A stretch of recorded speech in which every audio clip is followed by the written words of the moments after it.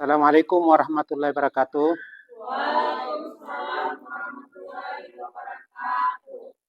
Yang terhormat Bapak Ibu sekalian, terutama Bapak Ibu calon guru penggerak yang ada di SMP Negeri 1 Marisa. Puji syukur kita aturkan kepada Allah SWT karena atas izinnya kita bisa laksanakan kegiatan ini. Kita masih diberi kesehatan, keafiatan, sehingga kita bisa melaksanakan kegiatan ini. Bapak Ibu guru, jadi hari ini ada kegiatan dari teman kita, calon guru penggerak, yaitu Ibu Lucy Limehu. Insya Allah beliau ini akan lulus sukses sampai di depan nanti. Amin. Jadi judul dari diseminasi ini adalah budaya positif. Jadi bagaimana kita akan menghidupkan budaya positif yang ada di sekolah kita. Maka mari sama-sama kita dengarkan penyampaian diseminasi dari Ibu Lucy Limehu. Kepada Ibu disilakan. Terima kasih. Assalamualaikum warahmatullahi wabarakatuh. Puji syukur marilah sama-sama kita panjatkan kehadirat Allah Subhanahu wa taala, karena hanya dengan izinnya lah kita masih diberikan kesehatan dan kesempatan bisa berkumpul pada kegiatan hari ini. Dan salawat serta salam kepada junjungan kita Nabi besar Muhammad sallallahu alaihi wasallam. Insya Allah berkahnya bisa sampai kepada kita sebagai umatnya. Yang terhormat Bapak Wakil Kepala Sekolah SMP Negeri 1 Marisa, yang terhormat Bapak Ibu Guru SMP Negeri 1 Marisa, dan saya ucapkan terima kasih atas kehadirannya pada kegiatan hari ini.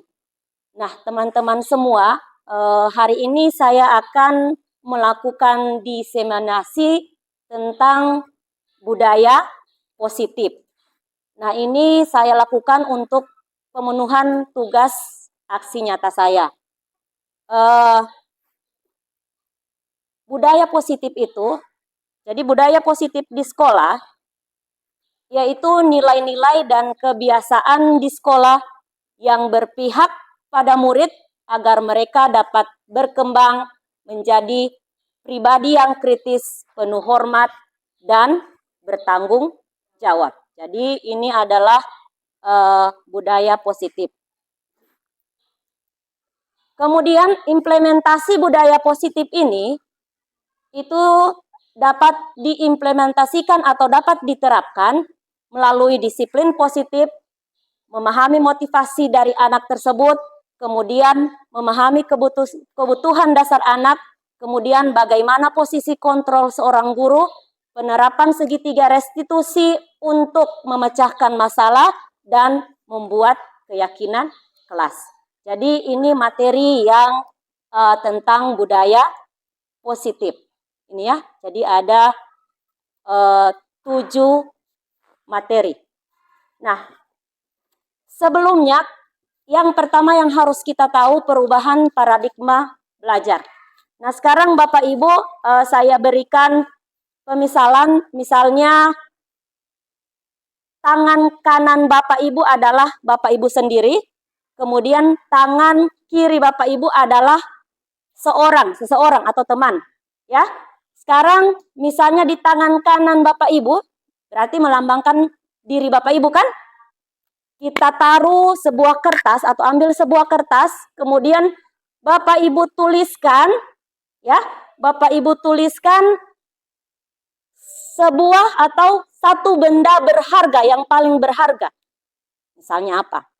Kemudian Bapak Ibu kepal. Ya? Sudah?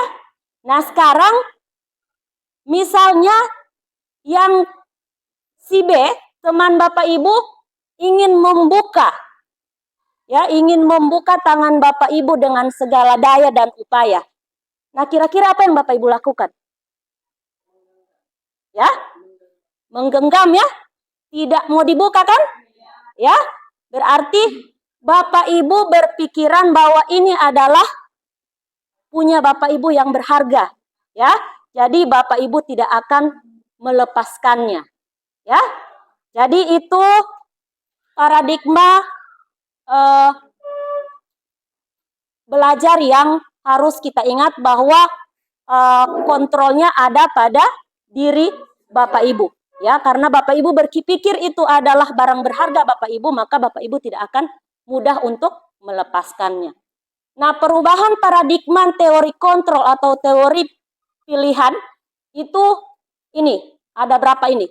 Ada 4. Jadi yang pertama ilusi. Ilusi apa itu ilusi? Bayangannya, jadi hayalan Bapak Ibu, guru itu bisa mengontrol murid. Yang kedua, ilusi bahwa kritik akan membuat orang merasa bersalah, dapat menguatkan karakter. Jadi itu pemikiran kita ya. Kalau kita kritik berarti dia bisa lebih termotivasi, ya, menguatkan karakternya. Kemudian bayangan bahwa ilusi bahwa semua penguatan positif efektif dan bermanfaat. Ilusi bahwa orang dewasa memiliki hak untuk memaksa, ya. Jadi itu yang biasa kita pikirkan ada pada paradigma kita. Nah, ini perubahan paradigma dari stimulus respon, ini ya. Jadi yang biasa kita lakukan ke teori kontrol. Jadi yang pertama, realitas atau kebutuhan kita itu sama. Ya, itu yang kita pikirkan. Nah, sebenarnya kebutuhan kita itu berbeda.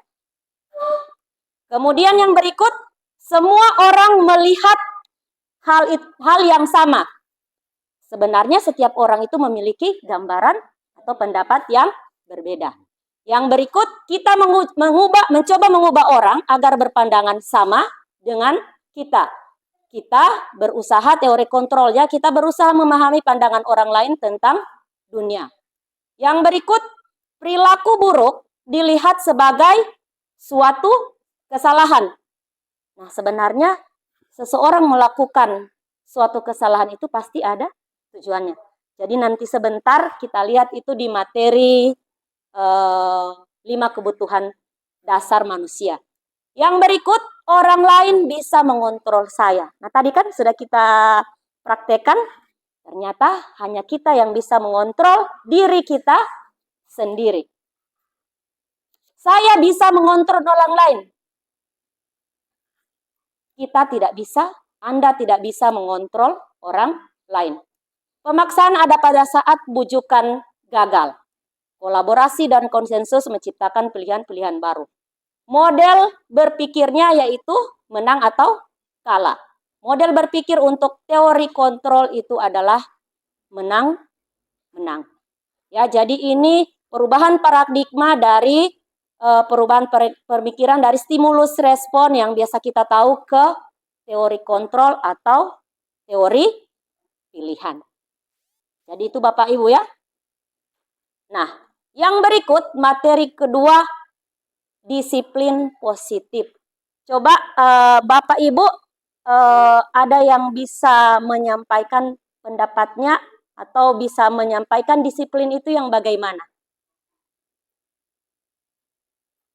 Disiplin itu lebih ke biasanya dikonotasikan atau disamakan dengan apa? Kalau di sekolah? Aturan ya? Ya, jadi biasanya disiplin itu adalah sesuatu yang harus kita patuhi. Itu ya. Nah, di sini disiplin positif itu adalah proses pembelajaran. Nah, di mana merupakan pendekatan mendidik anak untuk melakukan kontrol diri dan pembentukan kepercayaan dirinya. Disiplin berbeda sama sekali dengan hukuman, meskipun disiplin sering diterapkan dengan menggunakan teknik hukuman. Ini ya. Nah, penerapan disiplin positif itu membutuhkan kesepakatan dan peraturan yang dijalankan dengan konsisten serta pengendalian emosi yang baik. Nah, ini tujuan dari disiplin positif adalah menanamkan motivasi pada murid-murid kita, yaitu menjadi orang yang mereka inginkan dan yang menghargai diri sendiri dengan nilai-nilai yang mereka percaya. Jadi di sini tujuan dari disiplin positif itu, motivasi itu, sebentar juga ada itu materinya, motivasi itu kan ada yang motivasi dari luar dan ada motivasi dari dalam. Jadi kalau tujuan dari disiplin positif itu motivasi dari anak itu bukan dari luar, tetapi dari dalam dirinya, ya, atau di motivasi intrinsik. Jadi kita berusaha akan menanamkan disiplin positif kepada anak dengan melakukan budaya positif dengan materi-materi yang akan saya bahas sebentar. Jadi ada segitiga restitusi, ada keyakinan kelas, dan lain sebagainya. Nah, ketika kita memiliki motivasi tersebut, jadi murid-murid ini jika memiliki motivasi dari dalam dirinya, maka dia akan berdampak panjang. Ya. Motivasi tidak terpengaruh akan adanya hukuman atau hadiah. Jadi anak itu tidak akan terpengaruh misalnya nanti mau dihukum atau nanti ada hadiah dia melakukan sesuatu. Mereka akan tetap berperilaku baik dan berlandaskan nilai-nilai kebajikan karena mereka ingin menjadi orang yang menjunjung tinggi nilai-nilai yang mereka hargai dan mencapai tujuan yang mereka capai. Ya, jadi Bapak Ibu, untuk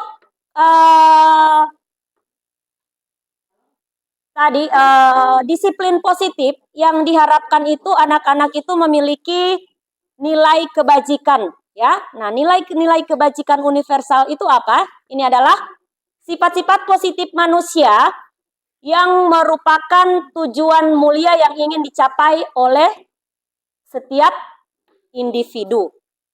Ya, jadi itu adalah nilai-nilai kebajikan universal. Nah, ini dia bersifat universal atau menyeluruh dan lintas bahasa, suku, bangsa, agama maupun latar belakang. Nah, menurut Dr. William Glasser pada teori kontrol, jadi yang tadi menemukan teori kontrol itu adalah Dr. William Glasser. Dia setiap perilaku itu atau perbuatan memiliki pasti ada tujuannya. Ya.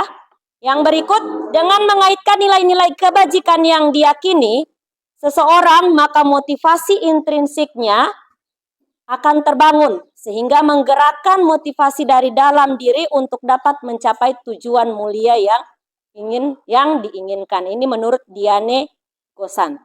Jadi kalau intinya tetap ke motivasi dalam diri. Nah, dari motivasi dalam diri ini akan menimbulkan atau ya nilai-nilai kebajikan yang diharapkan. Nah, nilai-nilai kebajikan yang ingin dicapai oleh setiap anak, khususnya untuk anak Indonesia dalam kurikulum Merdeka itu adalah mengacu pada profil pelajar Pancasila. Jadi seperti yang sudah Bapak Ibu tahu bahwa profil pelajar Pancasila itu ada 6 dimensinya, ya. Jadi beriman, bertakwa kepada Tuhan Yang Maha Esa, dan berakhlak mulia, mandiri, bernalar kritis, berkebinekaan global, bergotong royong, dan kreatif. Bapak Ibu masih ingat tepuk profil pelajar Pancasila? Masih ingat ya? Jadi mungkin itu yang sering kita gunakan kepada anak-anak pada ice breaking sebelum kita masuk dalam proses pembelajaran. Ya, jadi itu mengenai nilai-nilai kebajikan atau disiplin positif. Yang pertama, untuk menghindari ketidaknyamanan atau hukuman. Jadi seseorang melakukan sesuatu itu, dia alasannya ada 3 atau motivasinya. Yang pertama, menghindari ketidaknyamanan atau hukuman. Jadi yang ditanyakan atau yang timbul dalam dirinya itu adalah biasanya pertanyaannya, apa yang akan terjadi apabila saya tidak melakukannya? Ya, jadi biasanya anak-anak itu kan mau masuk kelas, kalau tidak mau dapat hukum. Ya. Jadi motivasinya belum dari dalam diri, masih dari luar diri. Yang berikut, untuk mendapatkan imbalan atau penghargaan dari orang lain. Nah, ini motivasi yang kedua. Ini masih motivasi dalam diri atau luar diri, Bapak Ibu? Luar. Masih dari luar diri. Jadi pertanyaannya biasanya apa yang akan saya dapatkan apabila saya melakukannya? Jadi masih mengharapkan imbalan. Yang ketiga, untuk menjadi orang yang mereka inginkan dan menghargai diri sendiri dengan nilai-nilai yang mereka percaya. Nah, kira-kira ini sudah masuk dalam diri ya, jadi motivasi yang dalam diri. Nah, ini yang diharapkan. Ini motivasi ketiga ini yang diharapkan untuk penerapan budaya positif di sekolah. Jadi untuk pertanyaan ketiga itu biasanya akan timbul dalam dirinya, saya akan menjadi orang yang seperti apa bila saya melakukannya. Ya, jadi ini ada 3. Jadi motivasi pertama dan kedua masih merupakan motivasi eksternal ya. Motivasi yang ketiga itu sudah motivasi intrinsik atau dari dalam diri, dan ini yang diharapkan merupakan tujuan dari disiplin positif. Jadi ini ya. Jadi sebagai guru kita harus bisa memahami motivasi perilaku anak. Jadi ini motivasi itu ada 2, eksternal dan internal. Eksternal tadi ya, hukuman, imbalan, dan penghargaan. Kalau internal, nah ini dari dalam diri ini yang kita harus harapkan ada pada diri anak-anak kita. Ya, mereka ingin menjadi orang yang mereka inginkan, menghargai diri sendiri dengan nilai-nilai yang mereka yakini atau yang mereka percayai. Nah, biasanya kan kita memberikan penghargaan ya. Ya. Jadi penghargaan itu sebenarnya sama dengan hukuman. Ya. Dalam artian meminta atau membujuk seseorang melakukan sesuatu untuk memenuhi tujuan tertentu dari orang-orang yang memintanya. Nah, dorongannya masih dorongan dari luar. Dan pasti akan ada faktor ketergantungannya. Jadi anak tidak akan melakukan sesuatu jika tidak ada imbalan atau penghargaan. Nah, dampak dari penghargaan, pemberian penghargaan ini menurut Alfikon itu ini. Ada berapa ini? Yang pertama, pengaruhnya jangka pendek dan jangka panjang. Nah, penghargaan ini bisa menghukum, kemudian mengurangi ketepatan. Yang berikut tidak efektif. Yang berikut merusak hubungan, menurunkan kualitas, mematikan kreativitas, dan mengurangi motivasi dalam diri anak. Ya, jadi ini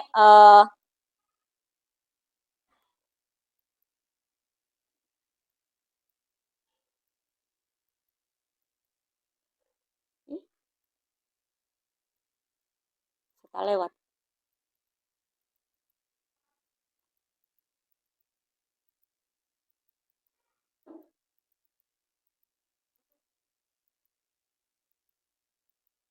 Anak yaitu bisa dari motivasi dalam diri atau internal dan motivasi di luar diri atau eksternal. Nah, ini adalah apa kebutuhan dasar manusia. Nah, ini kebutuhan dasar manusia itu ada 5. Ada bertahan hidup, ada kasih sayang dan rasa diterima, kesenangan, penguasaan, dan kebebasan. Nah, kalau kebutuhan bertahan hidup itu adalah kebutuhan yang paling urgent ya. Jadi kebutuhan yang bersifat fisiologis untuk bertahan hidup, misalnya untuk kesehatan, rumah, dan makanan. Yang berikut kasih sayang dan rasa diterima, kebutuhan untuk disayangi dan diterima yang meliputi kebutuhan hubungan dan koneksi sosial, kebutuhan untuk memberi dan menerima kasih sayang, dan kebutuhan untuk merasa menjadi bagian dari suatu kelompok. Yang berikut kesenangan, kebutuhan akan kesenangan adalah kebutuhan untuk mencari kesenangan, bermain, dan tertawa. Anak-anak dengan kebutuhan dasar kesenangan yang tinggi biasanya ingin menikmati apa yang dilakukan, mereka juga bisa berkonsentrasi tinggi saat mengerjakan hal yang disenangi. Kebutuhan yang berikut adalah kebutuhan penguasaan, di mana kebutuhan ini meliputi keinginan untuk dianggap berharga, bisa membuat perbedaan, bisa membuat pencapaian kompeten, diakui dan dihormati. Nah, yang berikut kebebasan. Kebutuhan untuk bebas adalah kebutuhan akan kemandirian otonomi, memiliki pilihan dan mampu mengendalikan arah hidup seseorang.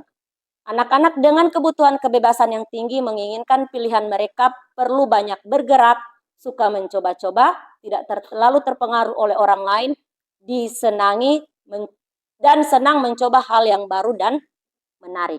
Nah, ini yang saya sampaikan tadi. Jadi 5 kebutuhan dasar manusia, jadi itu juga otomatis ada pada diri anak-anak kita. Jadi kalau misalnya ada anak yang bermain di dalam kelas, berarti dia kebutuhan mana yang belum terpenuhi. Kesenangannya, ini anak kebutuhan kesenangan yang belum terpenuhi. Sehingga kita sebagai guru, bagaimana caranya supaya anak di dalam kelas itu senang, ya, dalam proses pembelajaran. Jadi misalnya kita menggunakan pembelajaran game atau menggunakan aplikasi. Nah, kalau kebutuhannya terpenuhi, otomatis mereka senang dalam belajar. Itu salah satu contohnya mungkin. Nah, ini posisi kontrol. Jadi kita sebagai guru itu ada 5 posisi kontrol yang sering kita gunakan. Sebentar kita berefleksi diri, kira-kira mana yang paling sering kita gunakan ya. Nah, ini posisi kontrol ini tetap dari teori mengacu dalam teori kontrol, di mana Gosen berkesimpulan ada 5 posisi kontrol. Yang pertama penghukum, pembuat rasa bersalah, teman, pemantau, dan manajer. Ya. Nah, ini penghukum. Nah, penghukum ini, posisi kontrol sebagai penghukum ini di mana seorang penghukum bisa menggunakan hukuman fisik atau verbal. Jadi hukuman itu bukan hanya fisik tetapi dari kata-kata juga. Ya. Orang yang menjalankan posisi penghukum senantiasa mengatakan bahwa sekolah memerlukan sistem atau alat yang dapat lebih menekan murid-murid lebih dalam lagi. Yang berikut, biasanya guru akan berkata, perkataan guru yang identik dengan posisi menghukum itu biasanya adalah patuhi aturan saya, atau ya, jadi atau itu ada kepanjangan nih, misalnya, atau kau tidak boleh masuk di kelas saya, misalnya, ya. Yang berikut, kamu selalu saja salah, selalu pasti selalu yang terakhir selesai. Jadi Ibu Suryati sudah senyum-senyum, tidak tahu kenapa senyumannya itu. Nah ini ya, ya, jadi yang berikut, nah guru seperti ini hanya percaya, hanya ada satu cara agar pembelajarannya bisa berhasil, yaitu caranya sendiri. Ya, jadi itu. Sebentar ada videonya nanti. Yang berikut, pembuat rasa bersalah. Nah, untuk pembuat rasa bersalah, pada posisi ini biasanya guru akan bersuara lebih lembut, jadi menimbulkan rasa bersalah dan menggunakan keheningan yang membuat orang lain merasa tidak nyaman, bersalah, ataupun rendah diri. Kemudian guru akan berkata, Ibu sangat kecewa sekali dengan kamu. Ya. Berapa kali Bapak harus memberitahu kamu ya? Gimana coba kalau orang tua kamu tahu kamu berbuat begini? Ya, jadi ini menimbulkan anak tersebut merasa bersalah sehingga dia menyimpan nilai-nilai negatif yang ada pada dalam dirinya. Kalau menghukum tadi itu akan ada siswa yang merasa dendam atau tidak menyukai gurunya. Itu ya, itu dampak negatifnya. Ya. Oke, yang berikut. Nah, teman. Ya. Nah, di sini guru pada posisi ini tidak akan menyakiti murid, namun akan tetap berupaya mengontrol murid melalui pendekatan persuasif. Nah, posisi teman pada guru bisa negatif atau positif. Positif di sini berupa hubungan baik yang terjalin antara guru dan murid. Guru di posisi teman menggunakan hubungan baik dan humor untuk mempengaruhi seseorang. Nah, ini biasanya kita sedikit nyaman dengan ini ya. Nah, di sini perkataan guru ini, ayo bantulah demi Bapak ya, atau demi Ibu ya. Ayo ingat, tidak bantuan Bapak selama ini. Ya sudah, kali ini tidak apa-apa, nanti Ibu bantu bereskan. Jadi biasanya posisi teman.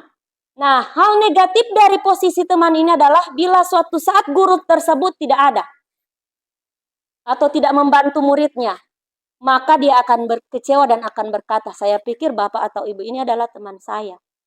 Ya, jadi yang berikut, dia tidak mau lagi akan berusaha. Nah, hal yang lain mungkin akan timbul, murid hanya bertindak untuk guru tertentu. Jadi akan ada perbedaan guru di sini. Ya. Dan tidak untuk guru lainnya. Murid akan tergantung pada guru tersebut. Jadi ini hal negatif atau dampak negatif yang akan timbul pada diri anak, yaitu ketergantungan akan gurunya tersebut dan dia tidak akan bisa mandiri. Ya Bapak Ibu ya.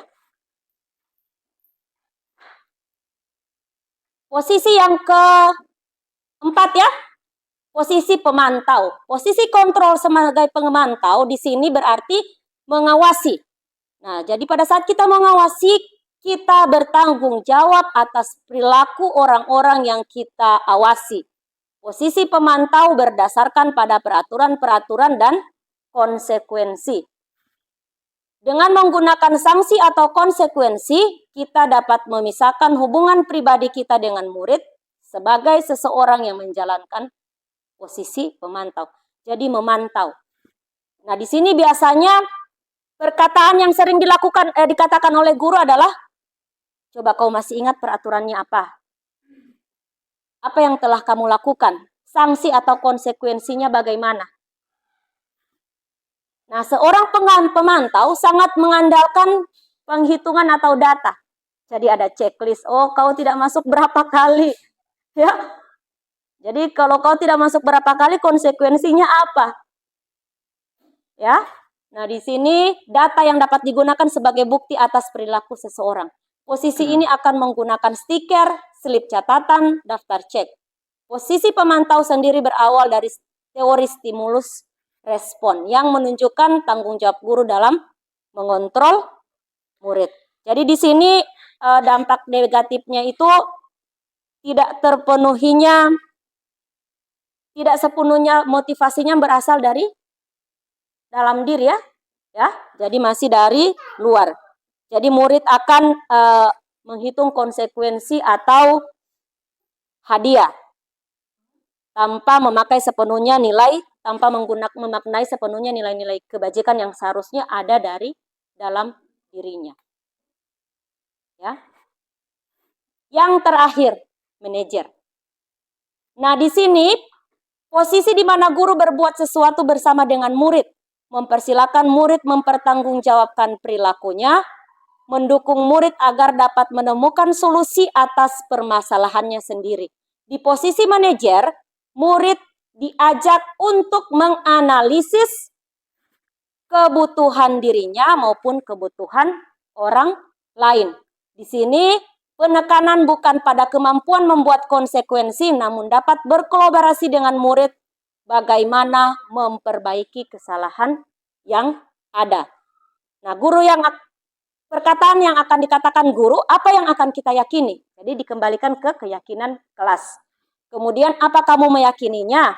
Jika kamu meyakininya, apakah kamu bersedia memperbaikinya? Yang berikut, jika kamu memperbaiki ini, hal ini menunjukkan apa tentang dirimu? Nah, di sini tugas seorang manajer bukan untuk mengatur perilaku seseorang. Ya, jadi kembali ke yang tadi teori kontrol, yang bisa mengatur diri Anda itu adalah diri Anda sendiri. Ya, Kita membimbing murid untuk dapat mengatur dirinya. Seorang manajer bukanlah memisahkan murid dari kelompoknya, tapi mengembalikan murid tersebut ke kelompoknya dengan lebih baik dan kuat. Ya, jadi posisi manajer ini adalah posisi yang paling diharapkan ada pada diri kita sebagai guru. Jadi kita bisa memanajerial anak-anak tersebut sehingga mereka bisa bertanggung jawab dan motivasinya bukan dari motivasi eksternal, tetapi motivasinya akan muncul dari motivasi dirinya sendiri. Ya. Kita lihat dulu ada sedikit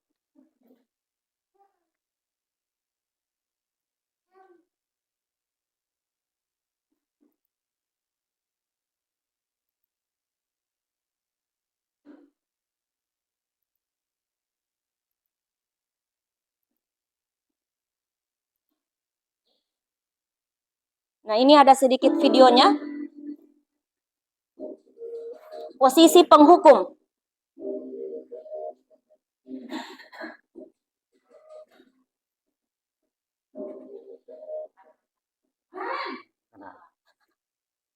Sini kamu. Selalu terlambat. Kamu deh, pasti terlambat. Maaf Bu, saya Apa coba? Alasan kamu apa lagi? Kapan sih kamu tidak terlambat? Malas sekali ya kamu jadi anak. saya Dasar pemalas. Gak kapok-kapok sih kamu. Sudah berapa kali terlambat? Sana, kamu keliling lapangan basket 2 kali. Nah, kenapa 2 kali lagi. saya harus keliling lapangan basket Bu? Kenapa?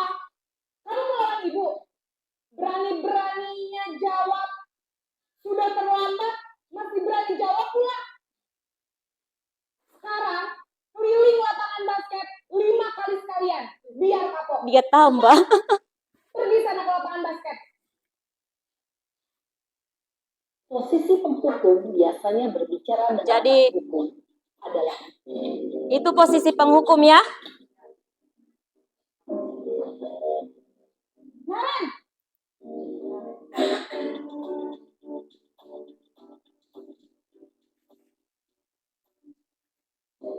Ini posisi yang kedua. Membuat rasa bersalah contohnya.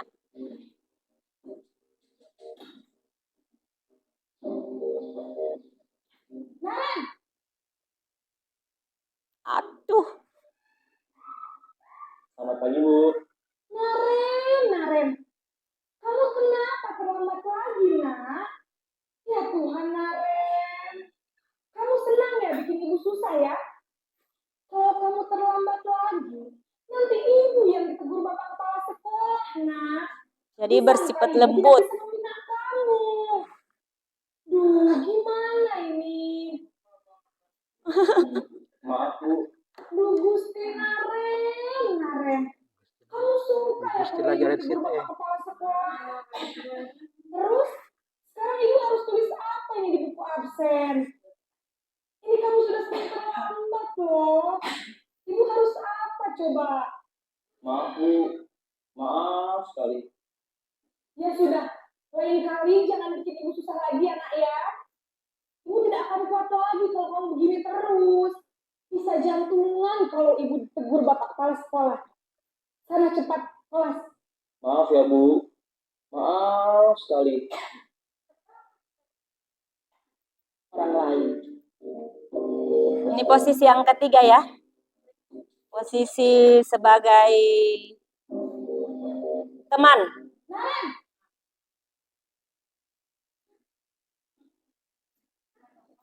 Selamat pagi Bu. Teman ini teman. Ya, sudah jam berapa ini nak? Terlambat lagi ya saya. Iya Bu. Habis ibu saya lupa bangunkan saya Bu. Kamu malah menyalahkan ibu kamu. Kamu bukannya anak yang larinya paling kencang. Kok terlambat sih? Iya Bu. Saya memang terlambat bangun tadi. Jadi biarpun saya lari kencang, tetap gak kekejar, Bu. Ya sudah sana. Nanti lain kali larinya lebih kenceng lagi ya. Biar gak terlambat lagi. Bikin seneng ibu. Demi ibu. Bisa kan? Itu Bisa lah, Bu. sebagai Ya teman. sudah sana masuk kelas. Ibu beresin urusan absen kamu. Kamu ini ada-ada saja. Dalam posisi teman, maka ada faktor. Nah, ini posisi pemantau atau monitor.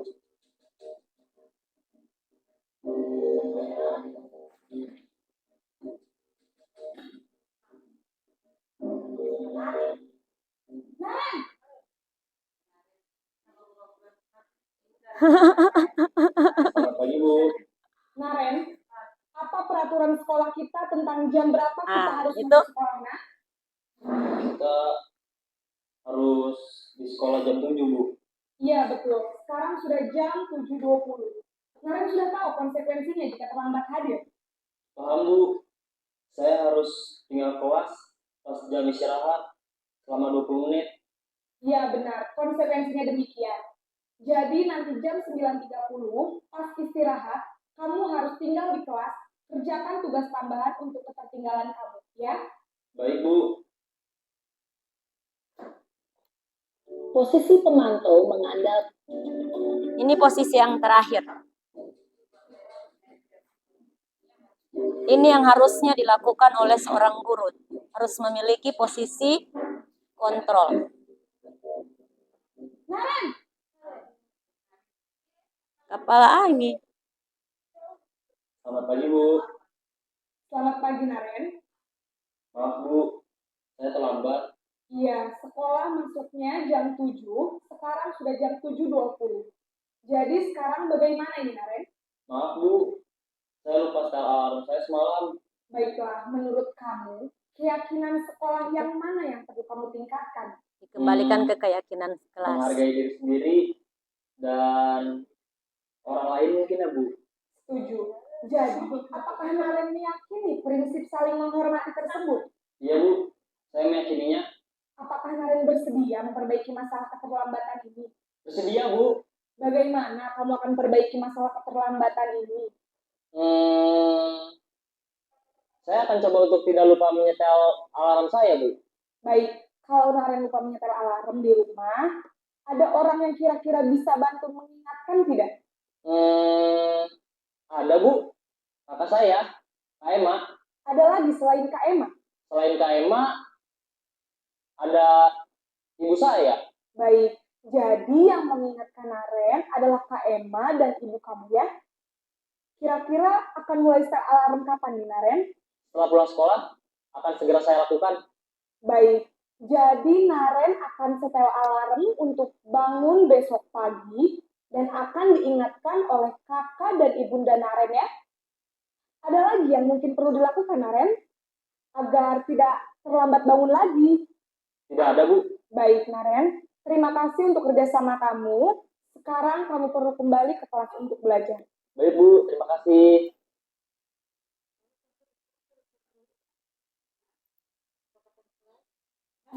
Ya, jadi Bapak Ibu sudah dilihat contoh untuk video tentang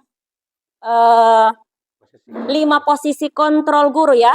Nah, di sini sekali lagi diharapkan guru itu memiliki atau menerapkan posisi manajer karena di situ anak yang akan bertanggung jawab atas kesalahan yang sudah diperbuatnya. Nah, materi berikut keyakinan kelas. Nah, saya rasa Bapak Ibu sudah sempat mendengar jadi keyakinan kelas. Nah, keyakinan kelas dengan peraturan kelas bisa dikatakan sama atau bagaimana? Berbeda ya. Jadi kalau peraturan biasanya yang buat itu hanya satu arah. Jadi biasanya dari guru atau biasanya sudah dibuat oleh sekolah. Kalau keyakinan itu merupakan curah pendapat atau diskusi antara anak-anak dengan perwalian atau dengan gurunya. Ya, itu ya.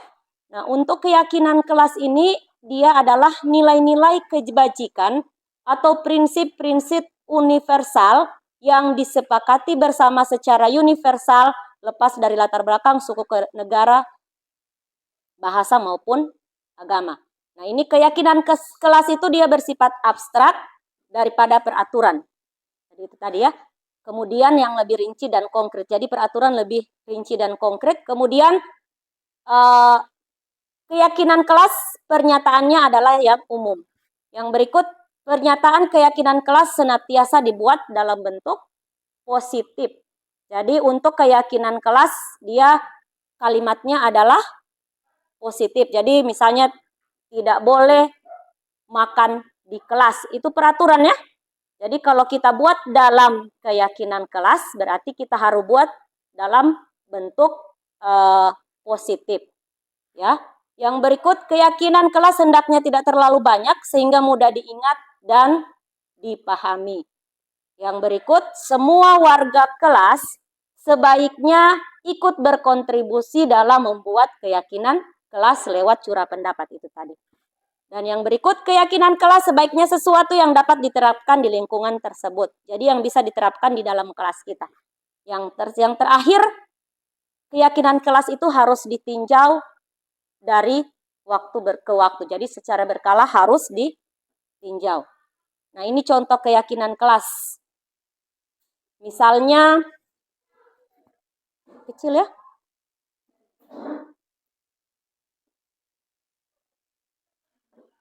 Kami meyakini bahwa sangat penting untuk menghormati semua orang dan barang milik orang lain.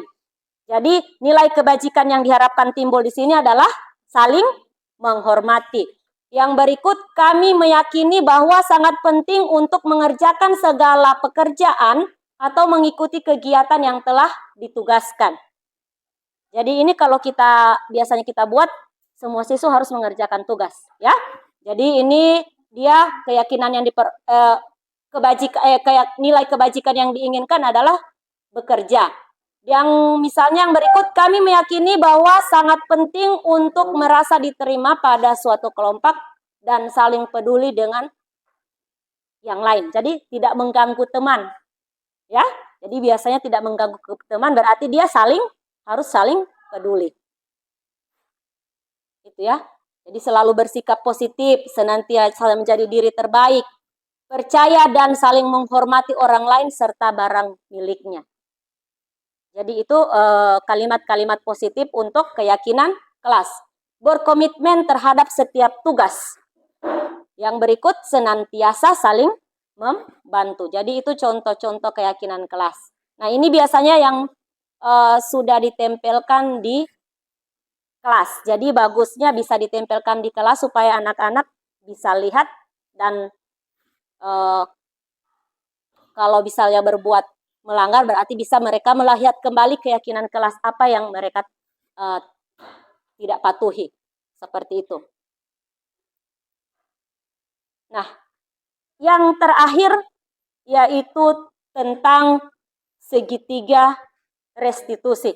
Jadi saya rasa untuk segitiga restitusi berhubung di sini ada guru BK, jadi mungkin beliau yang paling mengetahui tentang penyelesaian dari segitiga restitusi. Jadi sebenarnya ini sudah kita laksanakan walaupun tidak ketiga-tiganya, tetapi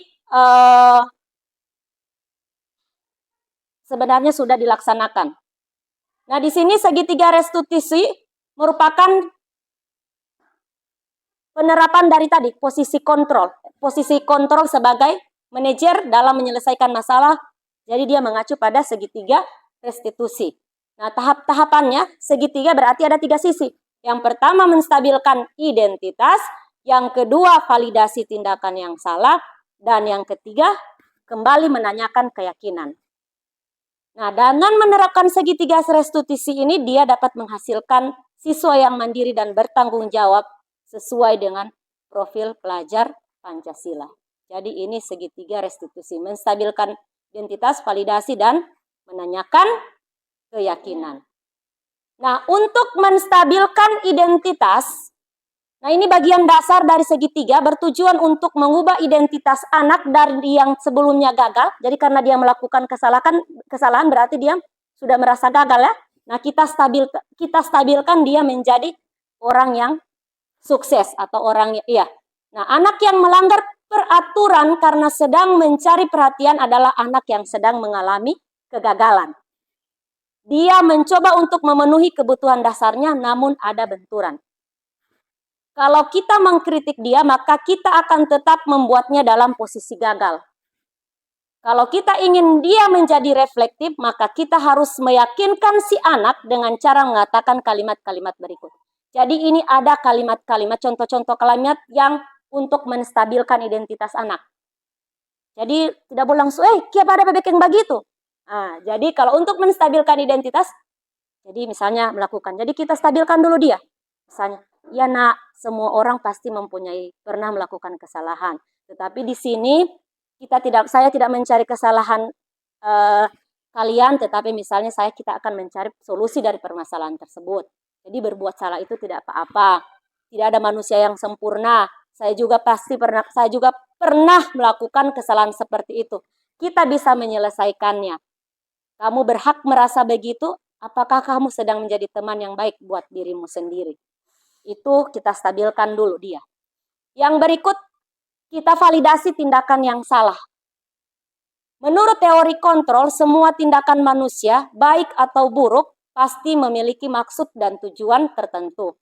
Seseorang guru yang memahami teori kontrol pasti akan mengubah pandangannya dari teori stimulus respon ke cara berpikir proaktif yang menilai tujuan dari setiap tindakan. Jadi teori yang tadi ya, kita mungkin tidak suka sikap seseorang anak yang terus-menerus merengek. Tapi bila sikap itu mendapat perhatian kita, maka itu telah memenuhi kebutuhan anak tersebut. Kalimat di bawah ini mungkin terdengar asing buat guru. Namun bila dikatakan dengan nada tanpa menghakimi akan memvalidasi kebutuhannya. Nah contohnya, padahal kamu bisa melakukan yang lebih buruk dari ini. Ya, tetapi tidak dilakukan. Misalnya, kamu pasti punya alasan mengapa melakukan ini. Kamu patut bangga pada dirimu sendiri karena kamu telah melindungi sesuatu yang penting buatmu.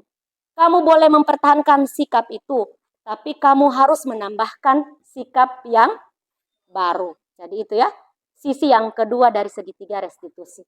Yang ketiga, jadi menanyakan kembali keyakinan kelas. Jadi keyakinan kelas tadi menyatakan bahwa kita pada dasarnya, teori kontrol itu menyatakan bahwa termotivasi secara internal. Ketika identitas sukses telah tercapai pada langkah 1, kemudian tingkah laku yang salah sudah divalidasi pada langkah 2, dan maka anak akan siap untuk dihubungkan dengan nilai-nilai yang dia percayai dan berpindah menjadi orang yang dia inginkan. Pertanyaan-pertanyaan di bawah ini menghubungkan keyakinan anak dengan keyakinan kelas atau keyakinan keluarganya. Misalnya, kita kembalikan apa yang kita percayai sebagai di kelas, keyakinan kelas ya. Apa nilai-nilai umum yang kita telah sepakati? Apa bayangan kita tentang kelas yang ideal? Kamu mau jadi orang yang seperti apa? Jadi dikembalikan ke dirinya sendiri. Nah, penting untuk menanyakan ke anak kehidupan seperti apa nantinya yang mereka inginkan. Apakah kamu ingin menjadi orang yang sukses, bertanggung jawab, atau bisa dipercaya? Kebanyakan anak akan mengatakan iya, tapi mereka tidak tahu bagaimana caranya menjadi orang seperti itu. Nah, guru di sini dapat membantu dengan bertanya, seperti apa jika mereka menjadi orang seperti itu. Ketika anak-anak sudah mendapat gambaran yang jelas tentang orang seperti apa yang mereka inginkan, guru dapat membantu anak-anak tetap fokus pada perubahan tersebut. Jadi itu segitiga restitusi ya. Segitiga restitusi untuk diterapkan untuk posisi kontrol yang sebagai manajer ya. Jadi saya rasa hanya itu dari saya untuk diseminasi hari ini. Mohon maaf, jadi saya di sini hanya menyampaikan pengetahuan yang sudah saya dapatkan, membagikan ke teman-teman guru. Insya Allah bisa bermanfaat. Jadi di sini kita sama-sama belajar. Terima kasih. Wabillahi taufiq wal hidayah. Wassalamualaikum warahmatullahi wabarakatuh. Waalaikumsalam warahmatullahi wabarakatuh. Ya, demikianlah kita telah dengarkan pemaparan diseminasi dari calon guru penggerak kita, Ibu Lusilmihu, tentang disiplin positif. Ya, ada beberapa hal yang saya anggap dalam kehidupan kita, yaitu tentang paradigma belajar kita, bahwa segala sesuatu itu berasal dari kita sendiri. Jadi jangan biarkan orang lain merebut hak kita. Jadi berasal dari kita. Kemudian ada beberapa teori motivasi tentang perilaku manusia. Yang paling penting itu posisi kontrol kita. Posisi kontrol kita dalam menghadapi siswa. Kita berada di mana sekarang. Ini penting sekali. Kemudian ada yang saya sangat yaitu tentang disiplin positif ini, yaitu kata-kata positif. Jadi misalnya kata-kata terlambat itu kan kata negatif sebenarnya. Kata negatif, terlambat. Bagaimana kata negatif ini kita rubah menjadi kata positif, yaitu misalnya kata terlambat, kita rubah menjadi kamu kurang cepat. Jadi ini akan berfungsi bagi diri kita, dari kita sendiri, dan bagi orang lain. Ya, akan berfungsi bagi diri kita ini nantinya. Jadi biasakan itu kata-kata yang negatif kita hilangkan jadi kalimat yang positif. Jadi misalnya kamu sakit itu kan kalimat negatif, jadi kurang sehat lah begitu. Jadi ini yang saya dapatkan hari ini. Insya Allah apa yang dijelaskan oleh Bu Lucy akan bermanfaat bagi kita semua. Insya Allah. Demikian dari saya pemaparan dari Bu Lucy. Insya Allah. Assalamualaikum warahmatullahi wabarakatuh. Waalaikumsalam warahmatullahi wabarakatuh. Assalamualaikum warahmatullahi wabarakatuh. Waalaikumsalam warahmatullahi wabarakatuh. Selamat pagi. Bagaimana kabar adik-adik? Baik. Ya, jadi alhamdulillah untuk hari ini kita masih diberikan kesehatan dan kesempatan bisa berkumpul di kelas ini.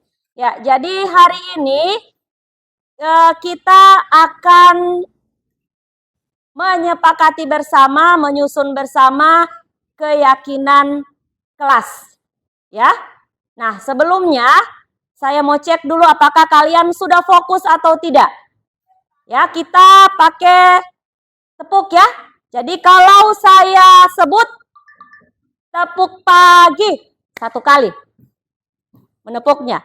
Tepuk siang, tepuk malam, tidak ada yang bersuara. Jadi tepukannya cukup tidak berbunyi.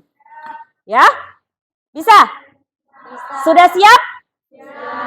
Tepuk pagi, tepuk siang, tepuk malam. Oke, satu kali lagi. Tepuk siang, tepuk malam.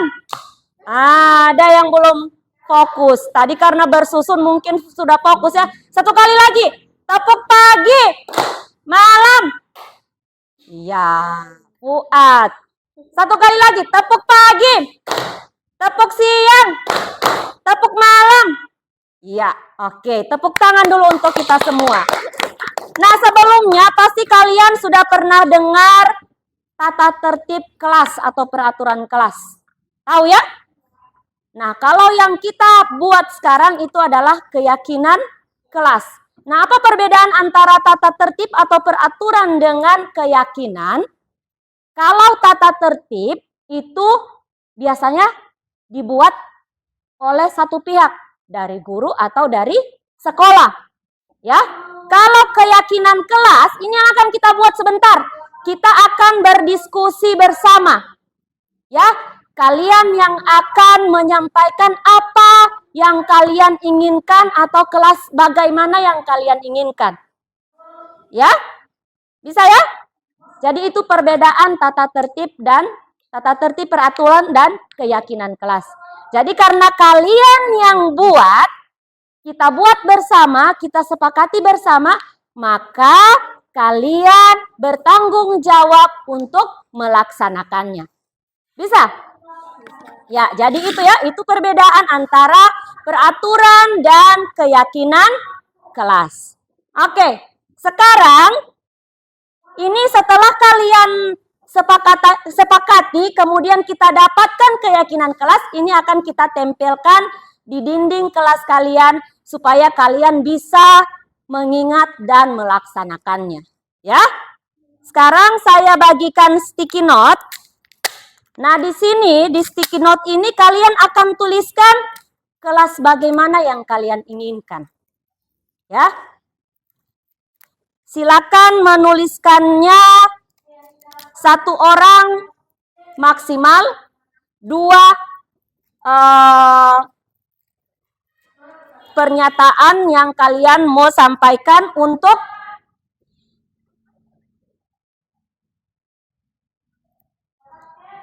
keyakinan kelas ya, atau yang kalian mau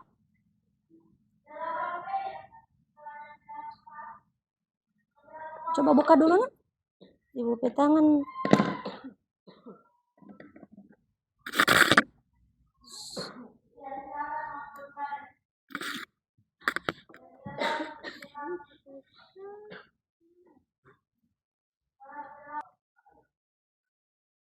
Ada dispensasi kali ya.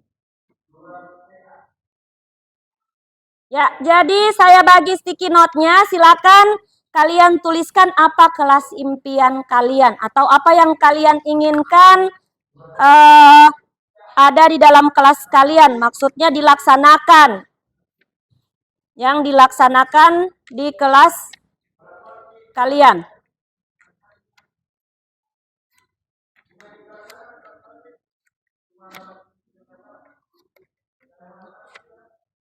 Silakan.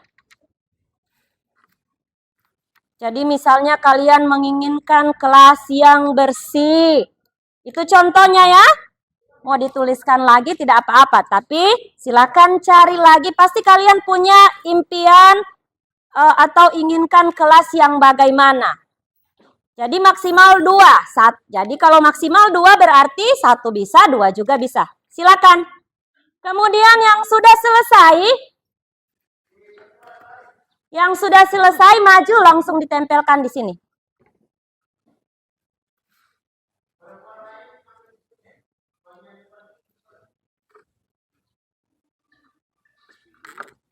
Satu bisa, 2 juga bisa karena saya yang minta 2, maksimal 2. Yang sudah selesai langsung ditempel. Apa yang kalian inginkan?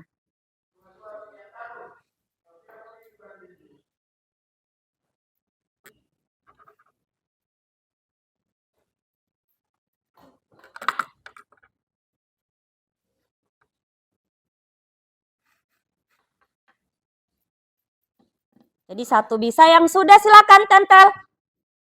Tempel. Tempel di sini.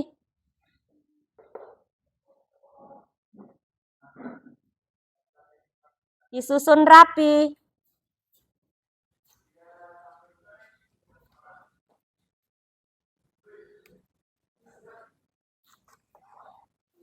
Ayo baru 2 orang.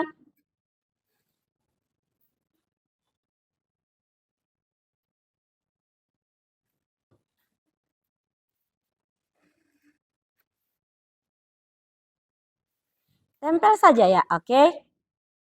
1. Tempel saja, Nak.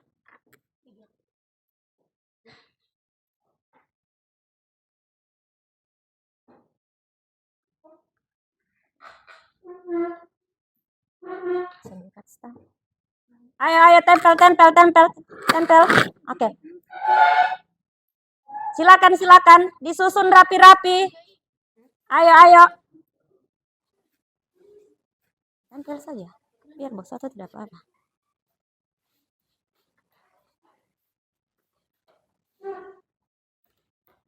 Ayo.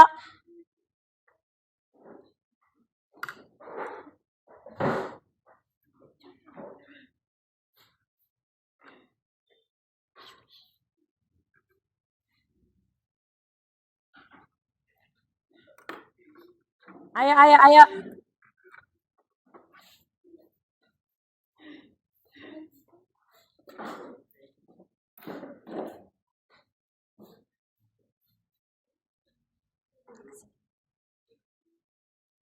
Duduk saja yang sudah selesai menempel. Kemudian kita lihat terbalik, Nak. Ya.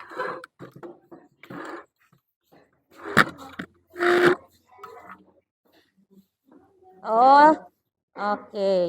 Sudah semua? Sudah. Ya, jadi saya bacakan satu persatu ya. Keadaan kelas yang tentram saat pelajaran. Kerja kelompok yang saling membantu dan bermusyawarah bersama. Saya ingin kelas yang bersih. Saya ingin kelas yang saling menghormati. Ya. Jadi ini, nah saling menghormati, ingin kelas yang rapi. Ada tadi yang bersih, jadi sama ya. Saya ingin kelas yang tidak berkata-kata kasar. Tidak berkata-kata kasar berarti sama dengan saling menghormati. Oke, berarti ini ada, ini ada. Saya ingin kelas yang tidak ribut. Tadi, tentram. Ya.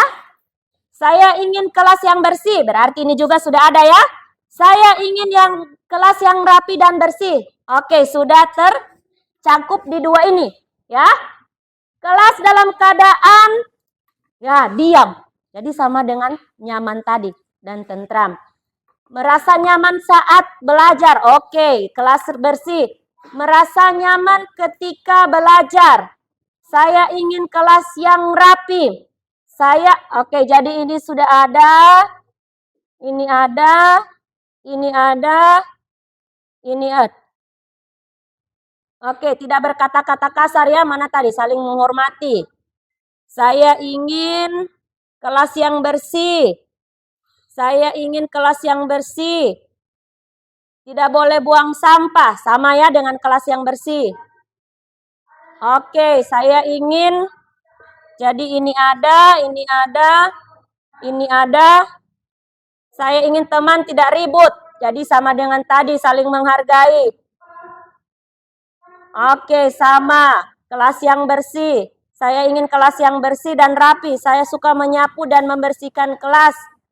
Kelas yang tenang dan tentram. Kelas yang saling menghormati. Kelas yang bersih, aman, dan tentram. Oke, jadi setelah merangkumnya, setelah saya merangkum, jadi ini yang kalian sudah sepakati. Saya pindahkan di sini. Ya. Keadaan kelas yang tentram saat pelajaran. Kemudian, mana tadi ini? Ya, saling menghormati. Ini ya. Saling menghormati, saya ingin kelas yang bersih. Jadi yang lain ini sudah mewakili yang kata-kata yang tadi sudah disampaikan. Jadi ada yang tadi menyampaikan tidak berkata-kata kasar. Ya. Jadi sama dengan kita harus saling menghormati. Oke. Jadi ini hasil kesepakatan atau hasil keyakinan kelas yang sudah kalian buat. Jadi keadaan kelas yang tentram saat ada pelajaran.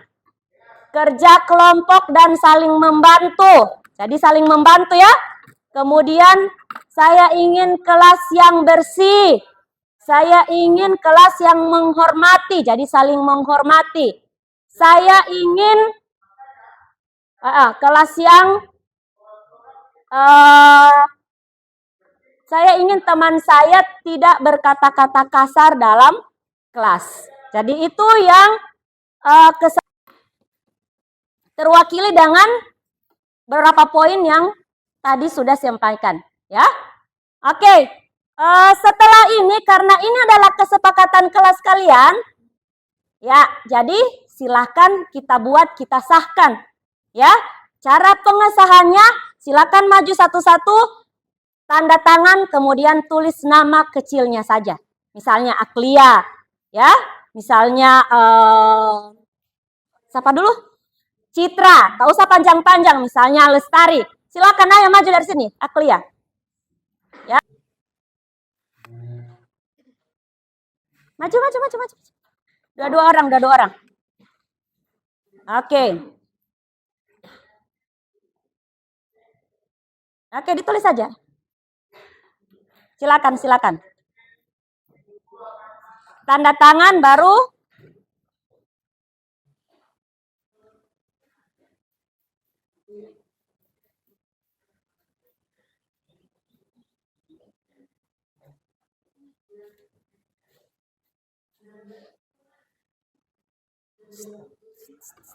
Maju, maju, maju.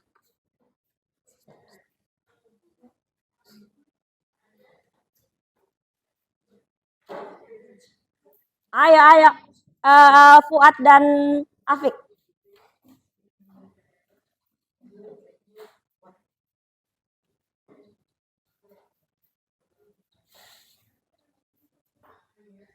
Berikut. Dimas.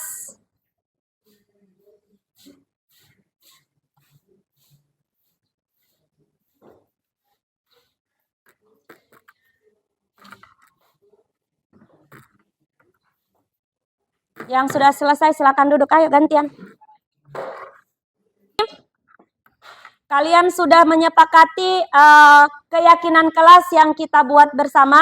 Jadi intinya yang kalian inginkan kelas yang bersih, kelas yang rapi, kelas yang nyaman, kemudian kelas yang saling membantu antar sesama teman, kelas yang saling menghargai antar sesama teman. Jadi saling menghargai di situ berarti mengeluarkan dalam perbuatan dan segi kata-kata kita harus saling menghormati dan saling menghargai. Itu ya. Nah ini karena sudah kalian sepakati, jadi silakan dilaksanakan dengan sebaik-baiknya. Ya. Oke, supaya kalian bisa mengingatnya, Aldi tolong kemari dengan Fuad pindahkan ke dinding kelas kalian, kesepakatan kalian. Akan dipindahkan di dinding sebelah. Gunting tadi.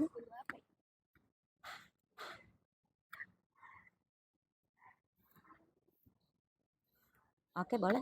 Yang ulang yang tengah-tengah. Yang di tengah. Oke.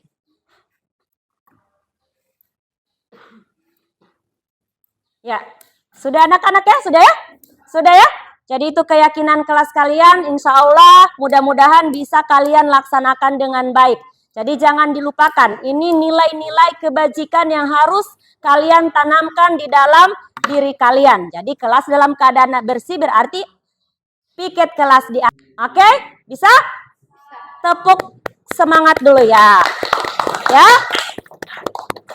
Bisa diingat ya? Oke, jadi demikian dari saya. Terima kasih atas waktu kalian dan kesempatan kalian dalam penyusunan kelas keyakinan kelas. Insya Allah semuanya bisa mengindahkan keyakinan kelas yang sudah kita sepakati bersama. Terima kasih. Assalamualaikum warahmatullahi wabarakatuh. Waalaikumsalam warahmatullahi wabarakatuh. Assalamualaikum warahmatullahi wabarakatuh. Om Swastiastu, selamat pagi. Perkenalkan, nama saya Nimade Dwi Asa Lestari. Saya berasal dari kelas 8A dan saya bersekolah di SMP Negeri 1 Marisa. Saya senang karena Ibu Lucy sudah mengajak kami bersama teman-teman dalam membuat keyakinan kelas. Mudah-mudahan kami bisa melaksanakan keyakinan kelas yang sudah kami sepakati bersama. Demikian dari saya, sukses selalu Ibu Lucy. Terima kasih. Assalamualaikum warahmatullahi wabarakatuh.